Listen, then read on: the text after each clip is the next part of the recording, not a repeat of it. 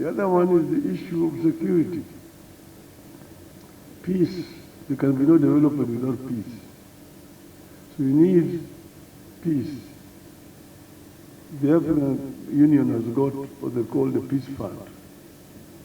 That Peace Fund has not been properly developed. Some countries made contributions there, but it is still very little. You need to expand that fund so that Africans can be able to deal with issues of conflict in the continent themselves. Resolutions was passed about silencing the guns by 2020. It is just on paper. You still have a lot of guns around. So see how you can use the peace fund to be able to help to bring peace across the continent. That's also one of the things that I intend to promote. Why do I want to become the chair of the African Union? One, because I'm an African. And secondly, I also think that based on my experience over the years, I have the ability to go to this institution and transform it.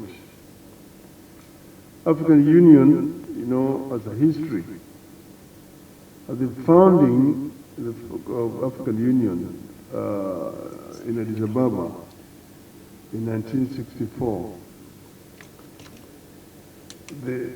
at that time the clarion call was first Africa must be free. So it was formed more or less as a liberation movement to liberate Africa. The second conference, which was in Cairo, the issue of African unity and formation of continental government was very central. If you read what Kwame Nkrumah said of the NASA, Haile Selassie, Mwalimu Nyerere, and Kadhalika, and so on. But then at that time there were two schools of thought. Those who are saying continental government now, but those who are saying no, you need to go gradually. First begin by building regional blocks, and regional blocks become the building units to the continental government. That is where there was two different schools of thought. One led by Nkrumah and NASA, the other one was Mwalimu Nyerere, and people like Senghor of Senegal and so on. But that's how the blocks were built. The East African community was formed thereafter. The community thrived for a long time, but there were differences which emerged. As a result of that, community collapsed. I was myself here in Dar es Salaam the day the community collapsed. We had to come down here for a conference in Dar es Salaam on East African Airways. Then the following day, the East African Airways could not take off. We had to fly back on Egypt Air to Nairobi. After that, because of differences, the border between Kenya and Tanzania was closed many years. To travel from Nairobi to Dar es Salaam, you had to either go to Addis Ababa and get a flight, or go to Lusaka and connect to Dar es Salaam. People suffered seriously as a result of this. But then that is history, it's a long history. Eventually, councils of goodwill prevailed, and eventually the community was reestablished. and we are here where we are today. But now, regional integration is important as a building block to a continental unity. It's very, very important. But the AU, in my view, is an institution that can do much more than it's doing today. And that is why actually I want to go there.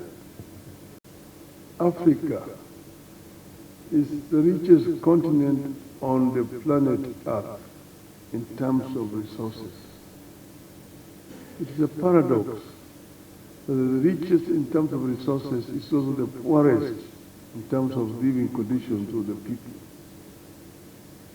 So we can actually make a paradigm shift in changing this. We can change this and make Africa also one of the most developed continents. I usually talk of the story of the African lion, and I will conclude with this. The story of the African lion. The African lion is talking to the Asian tiger, telling the Asian tiger that you, Asian tiger, you have danced for too long on the stage alone.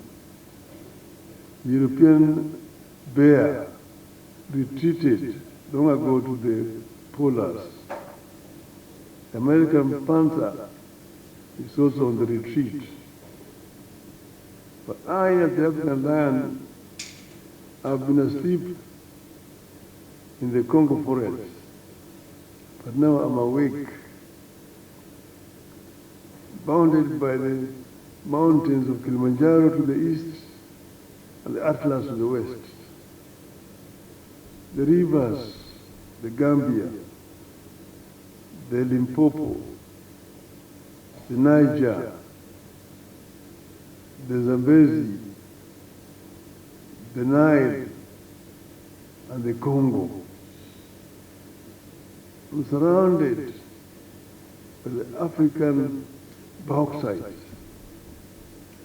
African iron ore, African copper ore, African gold, African diamonds, and African forests. And we will transform all this wealth, all these raw materials into wealth, and change and transform the lives of my people, and claim the 21st century as an African century. End the story. Thank you.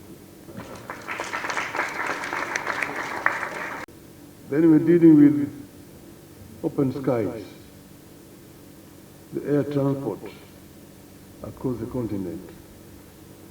As you will know, at the moment, air transport is a very expensive thing on the continent of Africa,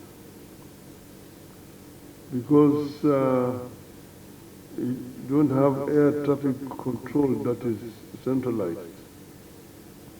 To travel across the continent, you have got to get permits from country to country to travel, which is not a case like in Europe. Europe, they've got one air traffic control, so that once you got it, you can fly over all those countries to your destination. I'll give you an example. Recently, I was going to the funeral of the president of Namibia. And from Nairobi, you get the permit to fly over Tanzanian airspace, DRC, Zambia, Botswana, and Namibia. I spent 3 hours waiting to get clearance to be able to fly. The other time I was in Dar es Salaam, wanting to go to Niamey in Niger.